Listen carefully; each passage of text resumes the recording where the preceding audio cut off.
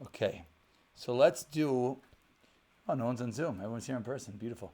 Okay, let's do a chazara outside of what comes out over here, and then we will.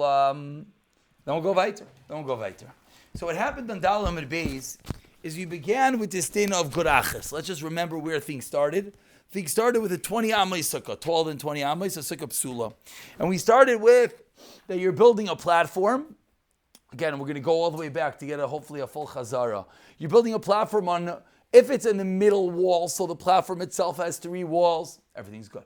If it's on the side, you only have 2 walls. How do you get the opposing wall? Doifen akuma. In order to get that wall via doifen akuma, you have up until 4 amis. Case number 1. If at any point something's not clear, stop me, because we're gonna run through the whole thing. B'siyat Shemaya.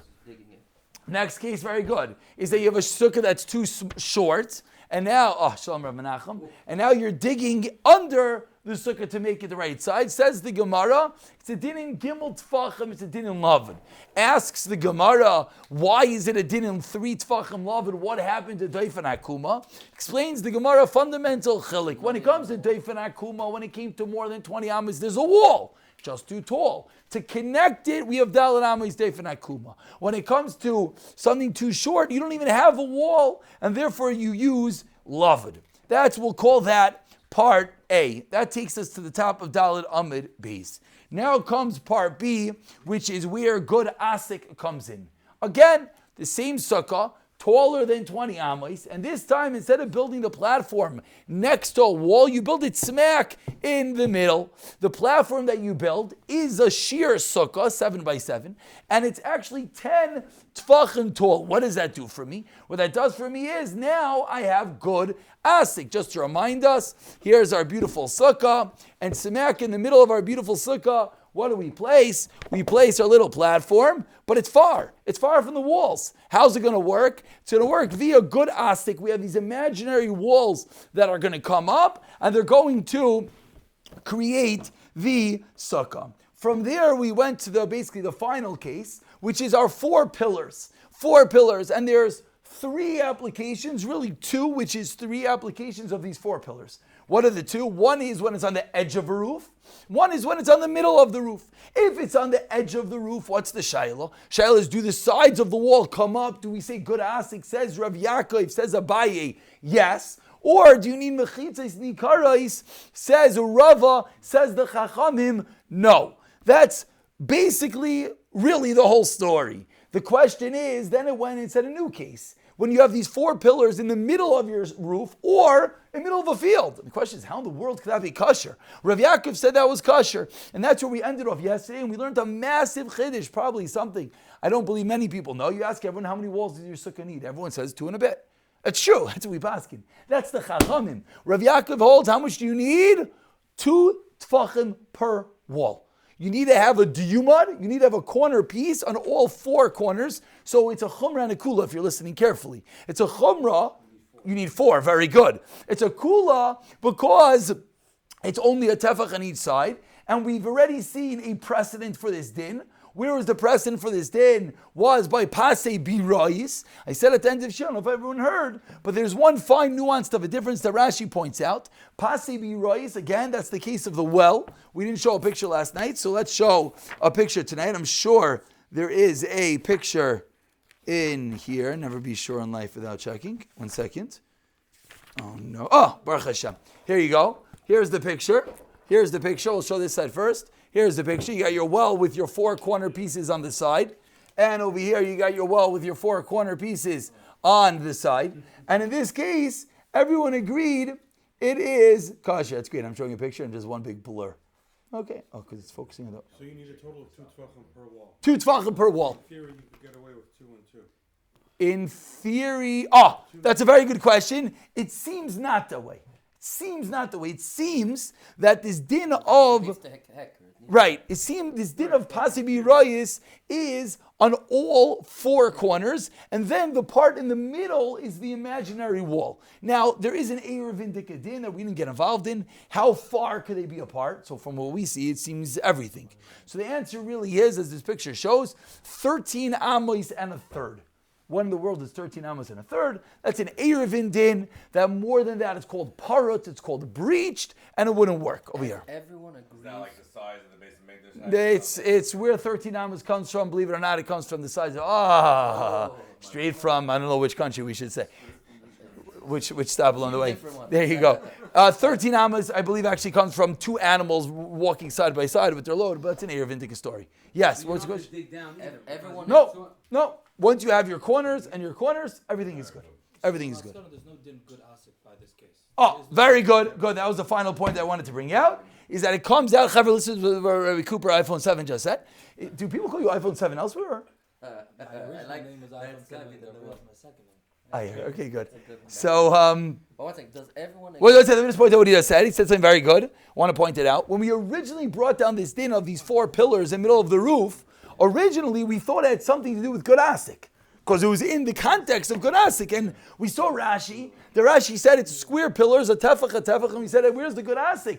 Good asik only goes up and down. We said, I don't know, maybe it goes right and left, maybe it's a hacker. We said, let's wait and see. So when we wait and see and we get to end Amud, what do we come out with? There's no good asik. It's nothing to do with that. It's a new special chiddush of Rav Yaakov that if you have one tefach, it'll be like pasi b'rayis, and it's going to be kosher. Yes? To be right, everyone is masking that this is considered good for Aaron. That's a very good question. I believe the answer is yes. I believe the answer is why here? Because so you answer the question. The answer is when it comes to Erevin, there it's a din of reshuyos. And in din of reshuyos, we'll allow it to be considered its own reshus. Something that its own reshus doesn't necessarily mean it's a building. You can have a din of reshus, for example. What's the biggest raya? All of Erevin is what? You have two poles and we got a string. And we hold that makes it into an area that you could carry. Yet if that's your sukkah, you don't have a sukkah. But if actually, as I'm talking, I think the Gemara there might discuss it. Okay. What was the side of good asik to begin with? And there's the Havmin of the Gemara. Yeah, it's a very difficult Havmin. I don't know. You asked a very good question. When the Gemara asked... We kept on skipping, but like we kept on... No, because we don't know. Because the point was, the Gemara brought in this case, it said, Rav Yochanan says they argue in the middle. They do. It's just a totally different machlek as it comes out. 100%. I did not see, I actually did look a little bit. I did not see anyone that really makes that connection well. Okay, we're on the bottom, a new Gemara, 2 dots, Dalid Amid Beis. Dalid Amid Beis, 2 dots, approximately 8 lines from the bottom. V'she'enai, 6 lines. Very good. I'm not good at that. I just make it up, and the difference is I give shir and I just talk to the camera. So no one cares. There's probably people all day. It's not 13. It's 22. So I always say that the first word in the line. I don't know why the other Rebbeim do that. I never had a Rebbe do that. So much easier. Yeah, I say approximately 8 lines. First word in the line is v'she'enai. Isn't that so much easier? I don't know, unless you're good at like. They all, for some reason, just numbers. A certain amount of line. Yeah, why don't they say the first word in the line? It's so much easier. You just scan down. You can find it in a second. Anyways, okay. So we said in the Mishnah that if a sukkah is not 10 tefachim tall, it is possible. Now we get really to the crux of things. Why? So someone should know a little bit of a why before we go further. We had one reason so far why. We had one reason. We spoke about a case. Someone here said it the other night. It's not comfortable. Very good. Dira Surucha. We spoke about a case that if we have the guys hanging down, we said even if theoretically it's kosher, we said it's not kosher. I'll take a little seltzer. It's fine. Thank you so much. It's good. He said even if it's theoretically fine, he said it's not good because it's a dira surucha, which led us to believe that that's the reason why 10 tefachim is a problem. It could be that will be the reason. Let's wait and see. Asks the Gemara min nolan. From where do we know this din? Says the Gemara, it's Mar Rav v'Rav Chanina v'Rav Yechanan v'Rav Chaviva. All of them masnu as follows. All of them masnu the following Mishnah. It's a little bit of a difficult read over here. Says the Gemara, interrupting itself. We're in the middle of saying the Manolan, right? So Gemara quotes a whole list. Rav Chanina, Rav Yechanan, Rav Chaviva. Says the Gemara, by the way, Bekulu Seder Mayid, and all of Seder Mayid, Kol Ki Hai Zuga, whenever you have this pair, Chalufe Rav Yochanan Umayli Rav Yonasan. Just a tidbit. Whenever you have Rav Chanina, Rav Yochanan, and Rav Chaviva, it's not Rav Yochanan. Really, whom is it? It is Rav Yonasan. Okay, a nice parenthetical point. So now, Where do we know the din of 10 tfachim? Says the What Gemara. those four learned? They learned this. The following. We didn't say yet. No, but they learned that called the No. No. They learned comma. Who the four are. By the way, Rav Yochanan and Rav Yonasan swap. What did they learn? Another comma. Now we're about to say what they learned. It's a shtickle parenthetical statement over there. As follows. Aroin Tisha. The Aroin was 9 tfachim tall. 9 tfachim tall. Now, how do we know it's 9 tfachim? The Torah does not say it's 9 tfachim. The Torah says Amasayim v'chetzi. It was 2.5, and maybe afterwards, it was an amma and a half. And for the moment, let's just read the Gemara. Maybe afterwards we'll. Amma v'chetzi kamasi. Very good. But every. Amma v'chetzi. Amma is 6 tefachim, so amma v'chetzi is 9. Yeah, but it's only if an amma is 6. That's a machlekes. Okay. That is the machlekes. Very good. But let's get to it. Let's just. Rashi seems to say no, so if you look at the Rashi, let's point it out. Look at the last few words Rashi. It's a 6 tefachim. No, ve'ama bas shisha tfachim. We're going with an amma of 6 tfachim, which we'll see. So again, says the Gemara Aron Tisha. The Aron was 9 tfachim tall. Ve'ka payres, and the lid was tefach. Hare kan asara. So it's 10 tfachim. Okay, so shkayach, beautiful, is 10 tfachim. We can find probably other areas that we have saying 10 tfachim. Uksiv, and it says in the parsha, v'noy aditi lecha sham, and I will make known to you there, v'dibarti itcha, and I will speak to you, me'al hakapayris. Says HaKadosh Baruch Hu to Moshe Rabbeinu, I will become known to you there, and I will speak to you from on top of the kapayris. Okay, let's continue. You don't have to flip. I have my Mesifta here, so you have to flip. Vitanya, and the Brisa teaches on the top of Hey Amid Aleph, Rabbi Yosi Omer, says Rabbi Yosi, Me'olam lo yarda shchina. Always the shchina does not descend, yarda descend, lemata, under to the ground. V'loy alu Moshe, and Moshe does not go up. Ve'Eliyahu and Eliyahu Navi lamaroim, to the shamayim. Shenemar, as the pasuk says, Hashamayim shamayim la'Hashem. The shamayim is for Hashem. Ve'aretz nasan livnei adam. Period. So what do we see? Rav Yosi teaches, man is earth. God is above. Where is above? 10 tefachim.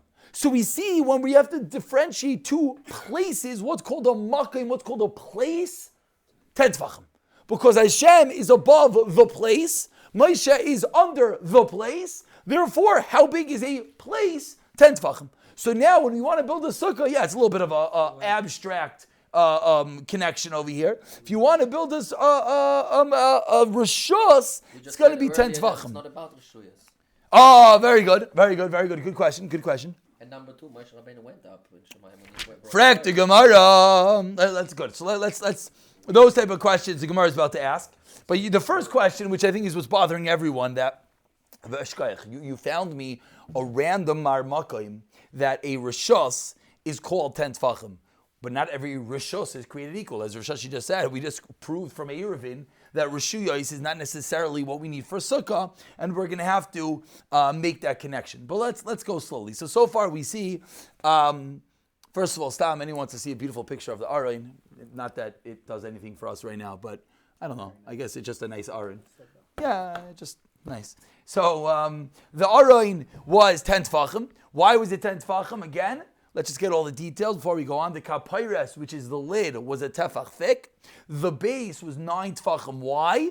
Amma v'chetzi. We're going with an amma of 6 tefachim. 6 and chetzi and 3 is 9. Says the Gemara. So we see that a rishus is 10 tefachim. Shus is 10 tefachim. Says the Gemara. The kasha that everyone just asked. You all just asked that Moshe Rabbeinu went up to Shemayim. First, the Gemara asks the other way. V'lo yarda shchina lamata? Really? Hashem doesn't come down? But the pasuk says, one second. Where am I over here? V'lo yarda shchina lamata? V'aksiv, what the pasuk says, v'yirid Hashem al Har Sinai. That Hashem went down on top of Har Sinai. So what do we see? Hashem does descend. Answers the Gemara, an easy answer. Higher Sinai, very good, was Lemala Me'asara Tfachim. Okay, so number one, the pasuk says Hashem comes down. Answers the Gemara, yeah, he comes down. But he comes down above 10 Tfachim. So that part is easy. So see where Hashem is and Har Sinai is 10 in between, Hashem doesn't come lower than 10 Tfachim. But Har Sinai is above 10 Tfachim, so Hashem could go there. When the, which way? He spoke by the Aaron, that's why it doesn't come below 10. No, because the pasuk says, "V'nadlecha sham," and I'll speak to you me'ala kapayris. Okay. So Hashem says, "I'm on top of the kapayris." It's not a raya that is the shear. It just means that So- he spoke over 10 talking. You can answer, maybe it came up, maybe it's 5 talking. Well, okay, that's it's sort of part of what's bothering the Gemara right now. That just because Rav Yossi is saying he doesn't go down, let's see a little bit further. Back and forth, fine. Let's see if what you're asking comes clear. Let's wait a moment. Says the Gemara. So number one, Hashem went down. Answers the Gemara, but it was above 10. Okay. Continues the Gemara. Vaksiv. But the pasuk says, "Va'amdu raglav bayomahu al har hazesim." Pasukin, Zechariah says the pasuk that his legs stood on that day on Har HaZeisim. So what does it sound like? It sounds. Let's continue. Whose legs? HaKadosh Baruch Hu. HaKadosh Baruch Hu's quote unquote legs. Agav. It's called Oila Regel. Ever think about it? Why is it Regel? So a whole shtickle Torah comparing the. No, that's the Pashim shot, 100%. But I saw a whole shtickle Torah that has to do with the quote-unquote regalayim of HaKadosh Baruch Hu, whatever that means. And all these, it's also called the regalim, all these interesting things. But either way, the Kisi Akov. so by the Kisi HaKavod, there are lashonis like that. V'amdu raglav bayomahu al har hazesim. Again, answers the Gemara, very good, but that was l'mal me'asar tvachim. So the fact that Hashem doesn't come down, we can't refute. We had 2 psukim that spoke about Hashem coming down, but in both psukim, Hashem was still above 10 tefachim. What about it? But again, only to the Aron. Very good, it does. It goes and it's hovering above the kapayrs. Ask the Gemara further, the flip side. And Moshe and Eliyahu and Navi don't ascend. Vaksiv, the kash, the easy one. Moshe Allah Elha Elokim. Moshe Rabbeinu went up to Hashem. So this teretz is a little bit. What's pshat? Yeah, well, what's pshat? No. I mean, he went down. The wording is different. No, The Mata Masoro in the heavens. Meaning, I see. with, The first 10 tefachim of the heaven. that's what it means. Still part of earth. It says he was holding on to the Whatever that means. Correct. It says he was holding on to the Kisei HaKavod. So the Yeah. Raglaim- Okay. the Raglaim went down. Yeah. But there's also a difference in the Shem Hashem. If Moshe Allah El Holikim. Okay, that's true. Coming down, That is true. We find Midas Adin, Midas Racham, Hashem's moving different places. Our Gemara is just dealing very, seemingly very simply. But yeah, I listen, everyone's questions are valid questions. And in these type of Gemaras, some level it's like, take what we have. And I in the Midrashim and yeah. About all the Midrashim and everything. I Voksiv, ask Gemara further. Vayal Eliyahu Bisara Hashamayim. Says the pasuk. Where's this pasuk? In Malachim, Nachnavi. And Eliyahu ascends Bisara Hashamayim. Seems again Eliyahu Navi is chilling where? In heaven. Answers the Gemara. Lamata Mei Asara. Yeah, he was up there in heaven, but he was on the underneath 10. Vaksiv. The Pesukim continue. And says, the pasuk in Iyam now, Me'achez penei kisei parshes olav ananai. So what do we learn out from this pasuk? V'amar Rav Tanchum explains Rav Tanchum Elamed Shepirush Shakai. That's like Shem's name. Be careful. Shepirush Shakai meziv shchinasai ve'ananai. Hashem was pirish. Hashem separated from the splendor of his Shechina and his clouds. Olav onto Moshe Rabbeinu. So this sounds very clear that what's going on over here. Sounds like Hashem, Kaviyachol, is mamish on top of Moshe Rabbeinu. Says the Gemara, Lemata me asara. Moshe went up, and Hashem sort of met him right there, lamata me asara. Finally, the Gemara concludes, Mikal Makayim. What does the pasuk say? And this was so near Moshe. You said before, it said he held on to the kisei. This pasuk as well says, Me'achiz penei kisei. Moshe Rabbeinu is holding on. Achiz means to hold. Achuz. Moshe Rabbeinu is holding on to the kisei hakavod. And the kisei hakavod is certainly up in heaven. So Moshe Rabbeinu is holding up to the kisei hakavod. Moshe Rabbeinu is clearly in heaven. Says the Gemara, no, kisei hakavod can move. Ishtar buve, ishtar bivle kisei. The kisei hakavod itself went down to Moshe Rabbeinu ad asara v'nokat bei, and Moshe Rabbeinu held on to it. What about the burning bush? Yeah, I mean, You get the gist. yeah. So again, let's On our Sinai. The bush was where? Bush was 10 The bush was on our Sinai. let's get what's clear, what's not clear is not clear. So far, we had a lot of fascinating psukim, which is important just to be able to read them. But so far, what is the point that we're trying to prove? We're trying to prove why a sukkah needs to be at least 10 tefachim, and the reason is really because it needs to be a rishos. And in order to be a rishos, we're proving from the Arayin that the minimum rishos is 10 tefachim. Now, Is there something kept inside of it? Or no, because it says that Hashem was in one area and Moshe is in another area, so we see there are two separate areas, and therefore that's called a rishos. Now the obvious question, which we did not answer, is who cares? Let it be a rishos. What is that? Why is that? Sukkah is a very valid point. And the proof and the raya to this was Rav Yosi, which was on the top of Heyamid Aleph, who taught us that the Shechina never came down below and Moshe never went up above. And that's where we see from this pasuk of the Arayin that Hashem comes down to the Arayin. So we see that the rishos is until 10 tefachim. If you're learning from there, Yeah, that Hashem never went down below. good. Shot is that it can't be less than 10 tefachim. Good. Maybe also learn on the other end. Yeah. It also can't be higher than 10 tefachim because Moshe never went up over 10 tefachim. Why don't we learn at both ends? Sukkah can only be 10 tefachim. You're saying a rishos can be minimum and maximum, you want to say? Yes. Interesting. What made you stop Interesting. here? Saying if a rishos is this, no, so the answer is, Shemayim is. yeah, logically it doesn't work that way. Meaning, if I could prove to you that Hashem only comes to here and Moshe only goes to here, I just proved that these two areas are separate. So that is a rishos, but it doesn't mean a rishos can't be bigger. It just means it has to be at least this. Right, it's just a minimum. In logic, it only goes one way. We already gave a maximum. Right, it only goes one way.